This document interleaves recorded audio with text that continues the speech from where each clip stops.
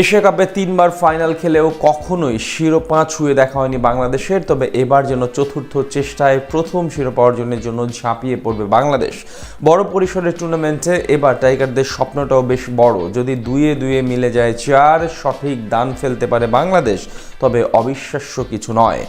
বিশেষ করে দুটি বিষয় বাংলাদেশকে করে তুলেছে আরও বেশি আশাবাদী। বাকিটা প্রতিবেদনে। সম্প্রতি বাংলাদেশ আছে দারুণ ছন্দে। বিশেষ করে টি-20 ক্রিকেটে লিটন দাসের দায়িত্বে ছুটে চলেছে বাংলাদেশ। ঘরে কিংবা বাইরে সাফল্য আসছে সব জায়গায়। শ্রীলঙ্কাকে তাদের মাঠে 2-1 ব্যবধানে হারিয়ে আসার পর একই ব্যবধানে হারিয়েছে পাকিস্তানকে।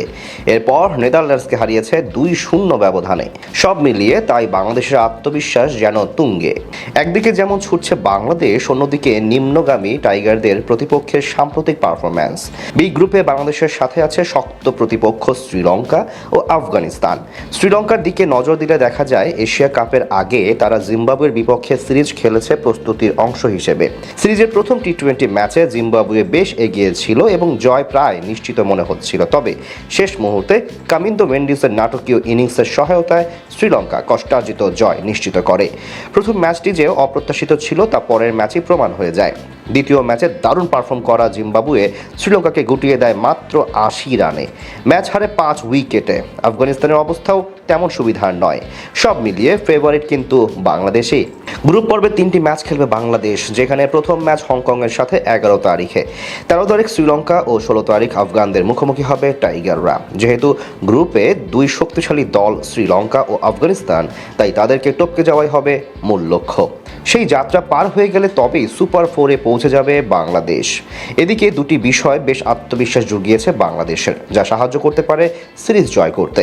প্রথমত 2025 সালে সব মিলিয়ে 7টি টি-20 ম্যাচ খেলেছেন মুস্তাফিজুর রহমান, যেখানে হারের সংখ্যা 0, এমনকি জিতেছে 7 ম্যাচের সব কয়টি। এই পরিসংখ্যান আশা যোগাচ্ছে বেশ। যদি এশিয়া কাপে এই রেকর্ড বজায় রাখতে পারেন, তবে তো শিরোপা ছুঁয়ে দেখা শুধুই সময়ের অপেক্ষা।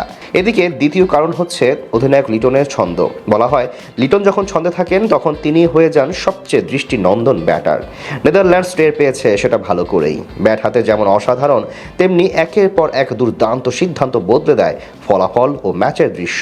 দলের জন্য কৌশলগত ভাবনায়ও লিটন অত্যন্ত গুরুত্বপূর্ণ ভূমিকা পালন করেন। বিশেষ করে মুস্তাফিজুর রহমানের মতো পেসারের সঠিক ব্যবহার তিনি জানেন সঠিক মুহূর্তে।